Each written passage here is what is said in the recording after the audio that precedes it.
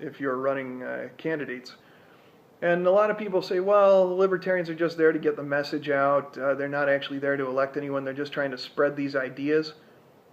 That's a waste of time, because the general public is, they have an inverse view of politics to the average libertarian. The average libertarian is very philosophically oriented, and the member of the general public, the average member of the general public, is very strategy oriented. They just want to know that they're not wasting their time being involved with you, and also they're worried about political retaliation from the locals. For example, a guy named Aaron Patterson, who was wrongly sent to death row. He was exonerated, exculpated by DNA evidence by the Innocence Project at Northwestern University. He got out of prison, and then in 2003 he met with me because he was, and this is after 17 years of having his life totally ruined on death row. 17 years he was on death row. So the state ruined his life, and when he got out, he wanted to organize against the state.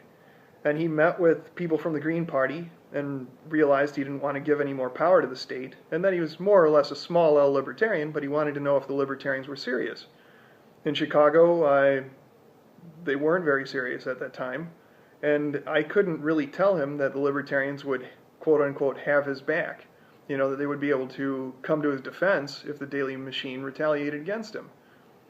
So he ran as an independent. He was going to run for alderman. He was going to unseat the alderman in his area, and he started walking door to door, and cops from the city of Chicago framed him.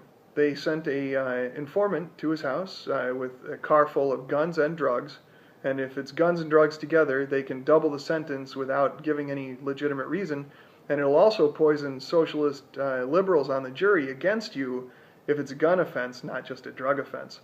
So they got this guy who was an informant who went to high school with Aaron, and they sent him to prison. They conspired against him.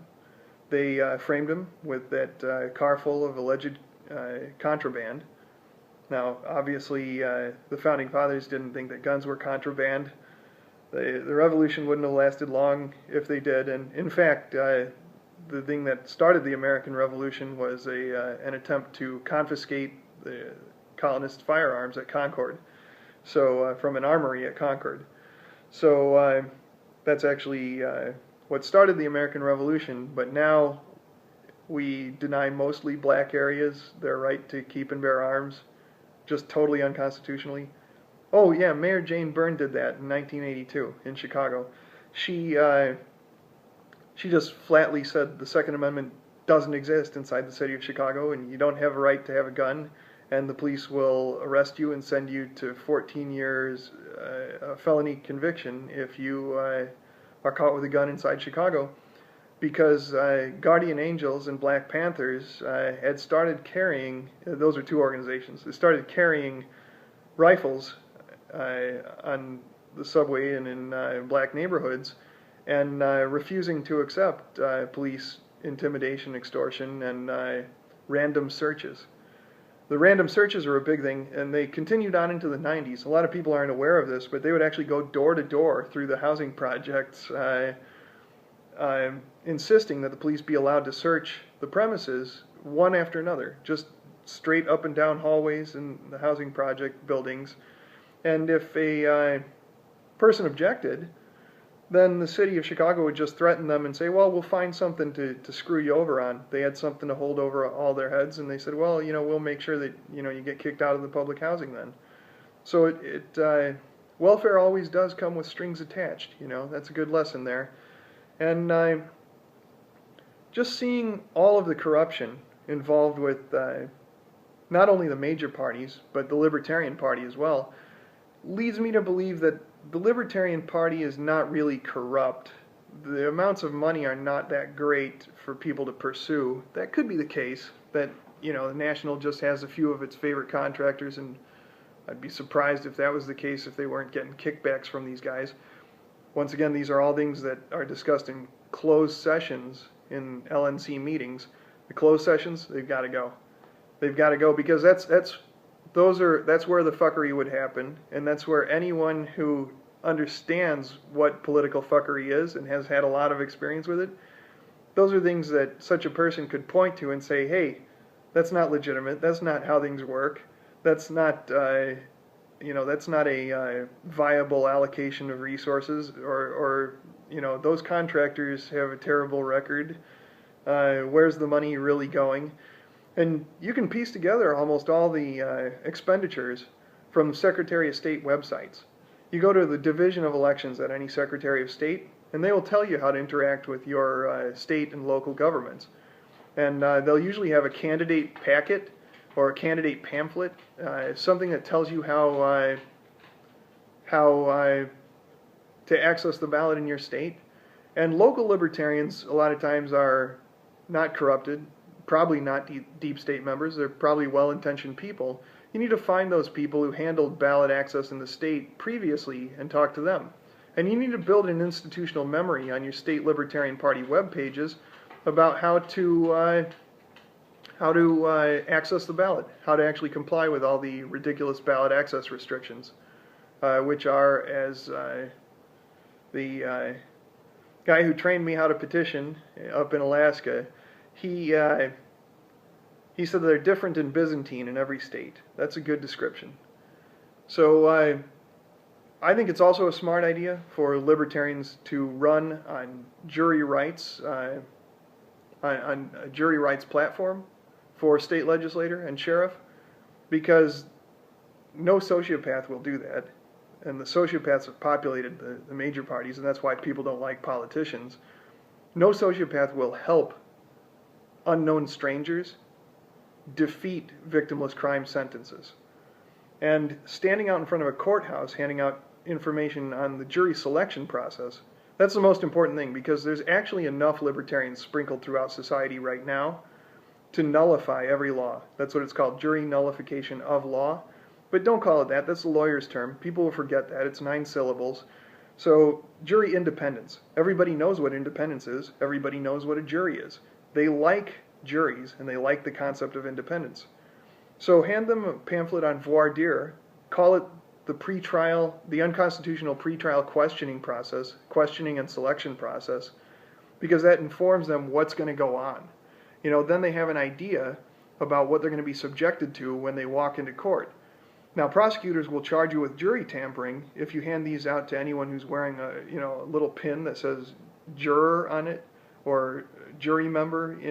I think they have pins that say juror, and some counties even have prospective juror. And they're claiming that your First Amendment rights don't apply, that you can't tell these people political information, because that's what this is. It's legal and political, because the implementation of politics is a lower level thing. It's law is the implementation of politics. And so you do have every right, of course, to speak to these people. But some people have been sent to jail for speaking to people who had the juror pins on, or who said that they were prospective jurors. You don't have to filter them on your own, but it's taking a risk handing out information on jury rights to people who are labeled, self-labeled, as prospective jurors. Now also, the guy who went to prison for it, there were 2 guys, a guy in Alaska named Frank Turney, T-U-R-N-E-Y, and the case is P-U-G-H versus Turney. And then there was another guy in Florida, sent to, I think, 130 days in jail, Mark Schmidter, S-C-H-M-I-D-T-E-R. Both heroic individuals. But they really got screwed over for taking a principled stand on jury rights and not having adequate legal resources to hire the best attorneys to defend themselves, and possibly not having the best courtroom strategy. I'm not sure about that, but since was it 1638 in England, this is at the time when the kings were still running everything over there. There was a case called Rex versus Lilburn, I guess, the trial of John Lilburn. It's that case is still the model for how libertarians should kind of conduct themselves in relation to the court system. And that's why I'm not a bar licensed attorney. I never decided to go that route, because why get a bar license and then be stripped of it immediately? I would never be a prosecutor, so I'd be defending, people on victimless crime charges. And the right way to do that is to yell over the instructions of the judge to the jury, to actually speak directly to the jury. And people have actually been muzzled. Pro se defendants in this country have been muzzled, forced to wear a muzzle because they were arguing over the judge's contempt of court citations and threats and extortion and insanity and arm waving. But that's the right way to do it. The only chance that you have for justice in the American legal system, the only chance, is a trial by jury. And they'll try to say, well, you don't get a trial by jury unless you mail back our form within 7 or 10 days. All of that from our court system is flirting with a righteous rebellion, a righteous, violent rebellion, because it's all violating people's rights and violating the rights of innocent people who know they're innocent. And that should be the stance of every candidate that we run, because the silent majority is pissed off in this country. They're pissed off, but they're unphilosophical. And they saw that Trump was a fighter and a winner, so they backed Trump. They saw that he was a fighter, and he was willing to say whatever he thought was true. And that's a candidate quality that is unbelievably highly